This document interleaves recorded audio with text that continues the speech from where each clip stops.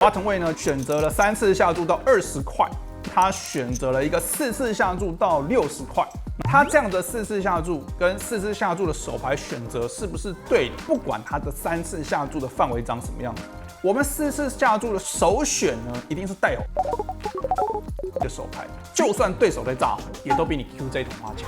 Hello， 大家好，我是小 P。想要一同参加 APT 亚洲巡回赛台北站的朋友们有机会喽 ！Natural 为大家举办的线上卫星赛，又有机会获得价值$1650的主赛事资格，赛事总奖池高达$100万，连续4个周日的晚上8点，一共保底50个席位，赶快登录 Natural 跟我一起晋级主赛事吧 ！APT 亚洲巡回赛，我们台北站见。好，大家好，我是小 P， 今天来跟大家做 DC 手牌投稿解析。那在影片开始之前呢，跟大家讲一下我们的 EV 实验室呢，上面有扑克文章、扑克新闻，重要的是呢有订阅影音服务。如果说你想要看到我参加一些线上的决赛桌，或者是使用一些专业的电脑软体分析手牌的话呢，记得到我们的 EV 实验室去观看一下。那我们今天呢，一样，我们分享 Discord 手牌投稿的一些玩家的问题。首先，第一手牌呢是一个翻牌之后再合牌的一个很困难的状况。我们的玩家呢是在 CO 位，他大约有70个大盲有效，他选择加注一个 J10同花，没有问题。对手呢在小盲位选择了跟注，小盲位跟注其实是一个相对来说比较少见一点的状况，原因是因为小盲位会跟注的范围其实相对来讲呢跟大盲比是非常的窄，所以我们要稍微有一点意识到这个状况。翻牌呢是什么？翻牌是 KJ6 彩虹面，底池大约是7个大盲。这个时候小盲位过牌到我们的 CO 位的玩家，首先呢，在这个翻牌呢，其实我们并不会有一个100%的持续下注频率。最主要的原因呢，小盲位的玩家会有非常多的2张这种10以上的牌，譬如说 K10 KJ、QJ、10J、Q10、Q9 同花之类这种手牌。所以其实在这个翻牌呢，对上小盲并不会说你在 CO 位有一个绝对的优势哦。当然你会有 KK 跟 JJ 跟 AK， 它不会有。但是以整体的范围来讲，它还是有很多的 KJ 两队，或者是一些 K 的对子，或者是 J 的对子。那对上你的整体的范围来讲呢，它的 J 的对子很有可能踢脚都会是比你好，比如说 KJ、QJ 都有可能，甚至是 AJ 都有机会。所以我认为10J 同花在这边的话，应该会是一个混合策略。那我觉得下注不是说不行，而是说过牌可能会是一个更好的策略。当下呢，底池7个大盲，他选择了下注大约是半个底池多一点点，4个大盲，那我觉得没有问题。这个时候呢，小盲位玩家跟注。那小盲位玩家跟注的时候，我会觉得什么样的范围会跟注？最明显的就是什么？任何 K 的对子，任何的 J 的对子。我们刚刚讲到了K 跟 J 的对子，大部分当然 K 的对子赢你 ，J 的对子的话呢，踢脚大部分都会比你好，有可能有 J9 同花跟10J 同花跟你是同样的情况。但除此之外呢，其实不是一个很好的状况。小盲位选择跟注之后呢，转牌来一张非常有意思的牌哦，转牌来一张10。这个时候呢，我们这位玩家中了2对，小盲位选择过牌，底池大约是15个大盲，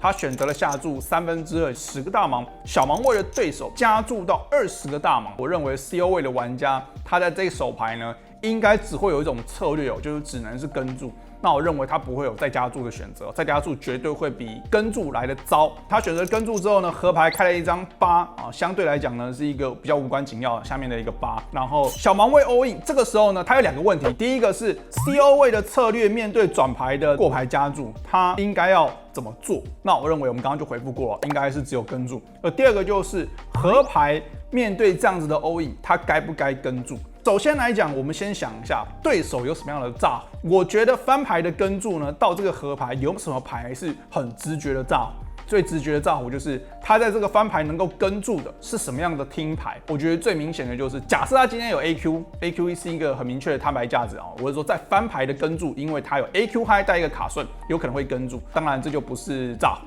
Q10 也不是炸，为什么？因为 Q10 转牌中了一个10，我认为大部分的玩家 Q10 转牌中10的情况下也不会炸，因为它有对子，它有摊牌价值。90同花也是哦，90同花有一个卡顺 Q， 它转牌也中了10，所以其实它是很难找出一个没有对子，然后很明显的炸，因为它是一个彩虹面嘛，它不会有同花听牌的机会。所以在这个情况下呢，我认为第一个对手要找到没有对子的炸胡，其实是相当困难的。那问题就在于对手会不会价值下注更弱的2对？当你拿10J 同花的时候，我觉得最明确的就是对手很有可能拿 KJ 跟 K10 2对选择价值下注，很明显你也输嘛。所以我认为合牌呢，如果你今天是中3条，我觉得是一个明显的跟注；如果你今天是 JJ、KK 甚至是10中了3条10再转牌，我认为合牌面对 all in 都是一个明确的跟注。那更不要讲你中顺子啊，中顺子是非常大的手牌，当然会跟注。2对的话，我认为你跟注的2对会跟注到什么？我认为只会有 KJ 跟 K10。原因是什么？原因是因为当我们今天有 KJ 的时候呢，我认为对手有一点点的机会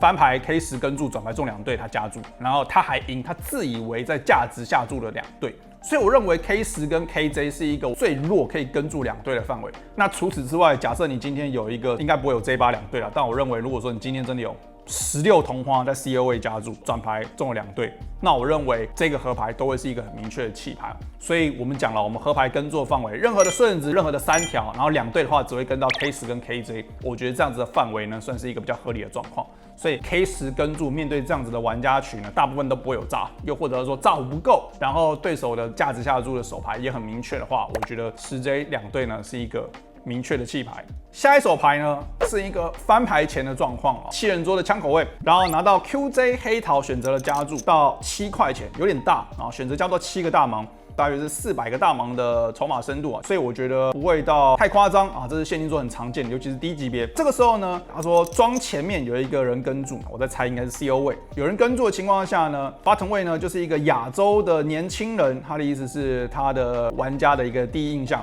选择了3次下注到20块，那他后手大约有400多，他选择了一个4次下注到60块，然后全部人都弃牌，他想要问说，他这样的4次下注跟4次下注的手牌选择是不是对的？他的想法是，他认为bottom位的3次下注呢，有很多的中对带点小对子的半炸胡，以及有很多的 A2到 A5的 A 小同花。配合的是 KK、AA、AK 的一个顶端范围，我认为这样子的假设其实是不合逻辑，除非你有看过，要不然我不会预设策略，别人会有一些中小对子3次下注。理论上，中小对子在面对这个情况下，永远都是一个跟注，它不存在这一些中小对子。会不会有 A2到 A5 同花，这也很看对手。但我认为大部分的情况下呢，很有可能在多人抵持的时候，以大部分的玩家他不会去选择 A2到 A5 同花，他宁愿会选择一个更好的，比如说 A10，我不确定，但我认为这是很有可能。这些同花 A 其实在bottom位跟注，我觉得是挺好的。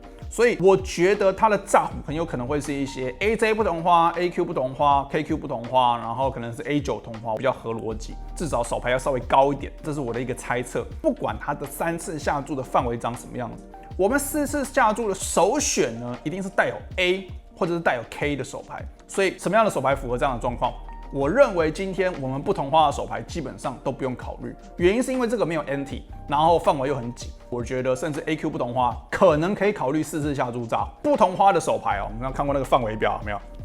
不同花那个手牌基本上全部都不能玩，除了 AK 之外，所以我们选择炸胡可能有一个低频率的 AQ 不同花，或者是 KQ 不同花，我觉得很边缘。首选呢会是一些同花的手牌，原因是因为筹码深度很深，所以你要考虑到很有可能就算你4次下注，还是会进行在一个翻牌后，所以同花的手牌一定会比较好。这个时候会建议什么？可能会有一些低频率的 AJ 同花、KQ 同花、KJ 同花，那我觉得是一个符合逻辑的一个状况。那配合一个明显的价值下注，可能是 AKK 甚至是 AK 同花啊，某种程度上算是一个很合理的策略。所以呢 ，QJ 同花绝对不落在这个范围里面，原因是因为就算对手在炸胡，也都比你 QJ 同花强。所以千万不要有一个想法，就是我要把对方的强牌给炸胡掉。你的想法应该要是，对方3次下注代表他有好牌，我应该要弃牌一个比他更弱的范围。所以 QJ 同花就是一个很明显，他3次下注，他的牌比我大，我们的正确策略应该就是 QJ 同花就是一个比较弱的范围，就是要弃牌。这手牌呢，我觉得有更好的选择，像是 KQ 同花、AJ 同花，我觉得是一个比较合理的策略。他说当下的情况是2位玩家都弃牌，他赢下底池，但是他不确定啊，所以我们刚刚前面就解释到了，我认为不适合。那我们下一手看到呢是一个锦标赛的状况，这手牌呢大约是28个大盲有效啊。比较特别的情况呢，翻牌前我们这位玩家在7人桌的 UTG 选择加注。然后 CO 位的玩家呢，筹码量非常的多，选择了跟注。然后小盲位是一个短筹码，也选择跟注。大盲位呢是一个不到一个大盲已经 all in 的一个玩家。实际上呢，4人底池在翻牌呢只有3个人有动作，所以翻牌呢小盲位 check 啊，这个时候呢他选择下注2400啊，大约是2.4个大盲啊，盲注是500-1000。CO 位的玩家呢选择了跟注，然后小盲位弃牌。所以在翻牌呢是一个单挑的情况到转牌。好，转牌是一张红桃 A 哦，这时候有2张红桃在台面上，那我们这些玩家中了一个3条 A 嘛，带一个 K 的踢脚，非常好的状况。啊，这个时候呢，他选择了一个我猜是混合策略的过牌。那这个时候对手在这个情况下呢，12个大盲的底池呢，选择了下注4000，所以是4个大盲，大约是1/3。那我认为这个时候呢，我们的玩家其实有一个决策要做，我觉得他可以选择跟注，但是也可以考虑加注。原因是什么？原因是因为对手很有可能是第一个比你更弱的 A， 下注一个小注之后呢，合牌是高频率的过牌，又或者说对方很有可能是 KQ、QJ 同花之类的手牌，他觉得说哦你过牌你就是没有3条 A， 那我希望我可以转牌下注，拿到这个主控权之后呢，合牌再过牌。也就是说不管怎么样，合牌都有很高的情况会过牌。那我认为这是一个直觉嘛，当你已经有3条的时候，或者很大的手牌的时候，你当然希望在这个情况下投入越多筹码越好。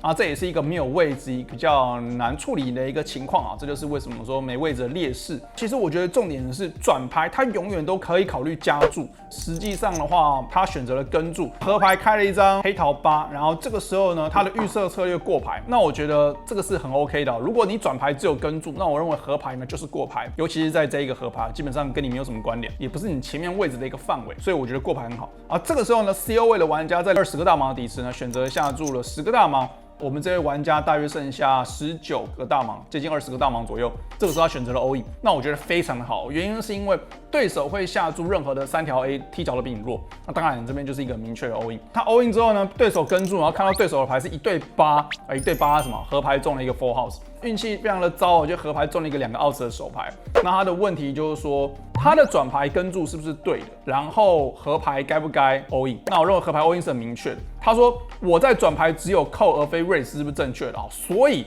他的直觉是什么？他的直觉是他的转牌强牌要慢很大。那我认为这是一个很多玩家可以说是一个错误啊。德州扑克你要知道，当我们有强牌的时候呢，就是要主动的下注，投入更多的筹码。你翻牌明明牌就很强，你转牌没有变更强，但是实际上还是非常的强，对方大部分的范围都是领先的情况下呢，我会觉得主动下注还是比较好的，或者是可以考虑加注。所以呢，我觉得这手牌合牌有点可惜，输了。下一手牌哦，看到这个资讯量哦，头快爆炸。可以说是今天资讯量最多的一手牌啊！这是一个什么状况呢？这是一个决赛桌的状况。那我们这些玩家的筹码量呢，我们直接帮大家换算成这个大盲数啊，它大约有37个大盲，7位玩家奖金大概是3000多、4000多、6000多、7000多、8000多、13000多跟22000多。分别是从第7名到第1名的奖金，其实基本上决赛桌的奖金分布大部分都是差不多了。这是一个考虑到 ICM 的状况，筹码分布呢 ，UTG 的玩家是24个大盲弃牌，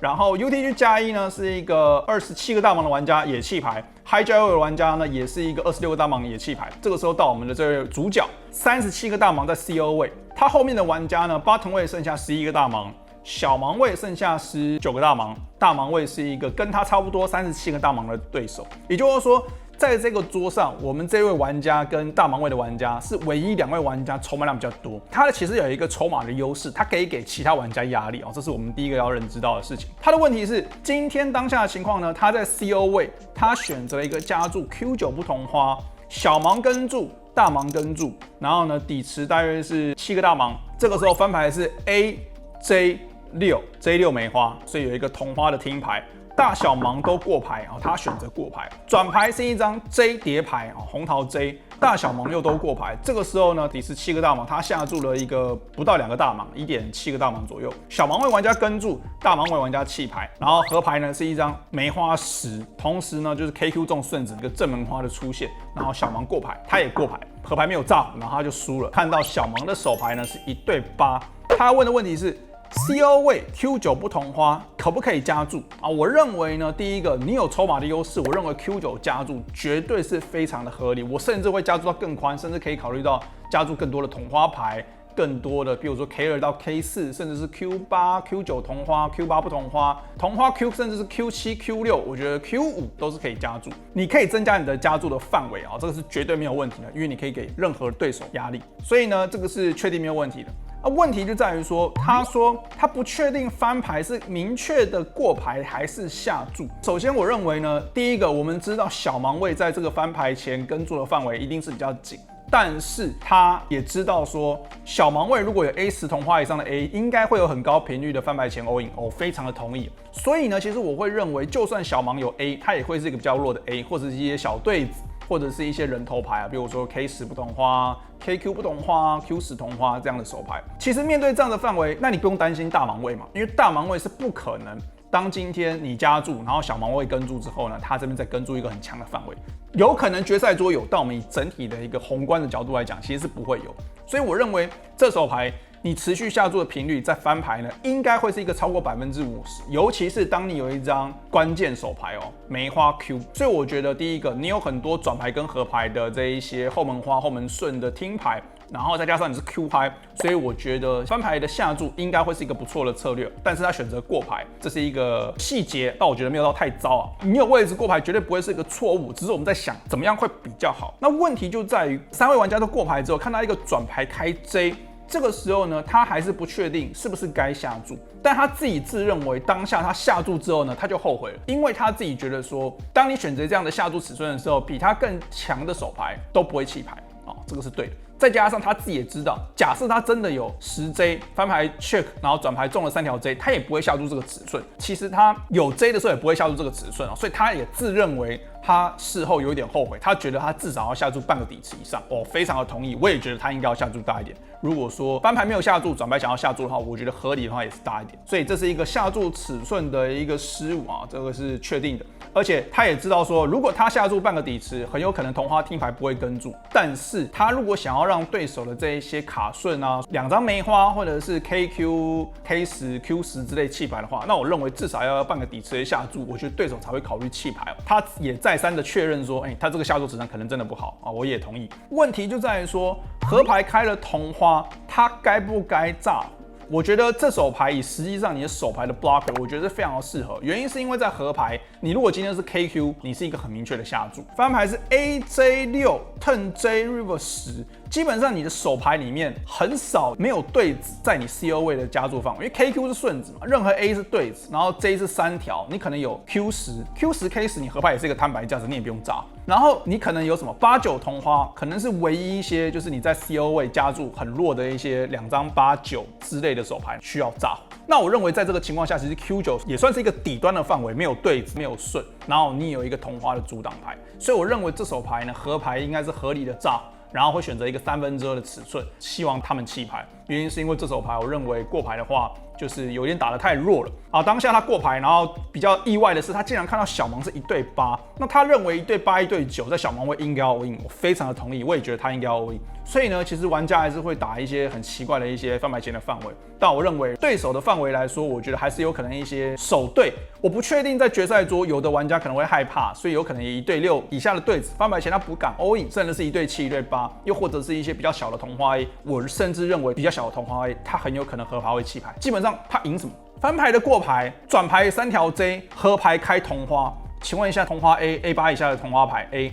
他能跟注吗？我认为大部分都不会跟注，所以我认为这手牌加上你有一个梅花 Q， 我觉得是非常好的炸火。但是他当下的情况下还没有炸火哦，他有讲到。他认为小盲位不一定盖得掉 A， 但是我认为这手牌如果他是翻牌前不能 all in 的 A， 譬如说 A8 以下，我觉得是一个蛮有可能的弃牌啊。原因是因为我就说了嘛，3条 J 他也输，同花也输，顺子也输 ，Full House 也输，这些范围都潜在你的手牌范围。这个说法我不能够同意，因为我认为你可以炸胡得掉他很多 A 的组合，所以我觉得这手牌呢有点可惜，尤其是你有决赛桌的 ICM 的压力的时候呢，大部分的玩家都会打得更保守一点。他们有可能有更高的弃牌频率，整体的状况就是这样子。那如果说你有任何的手牌问题想要问我的话，欢迎到我们的下方 Discord 手牌投稿区投稿你有问题的手牌，提供的资讯越完整，我们越有机会选择你的手牌来做回复啊。如果说你喜欢我的影片的话，记得订阅分享，我们下次再见，大家拜拜。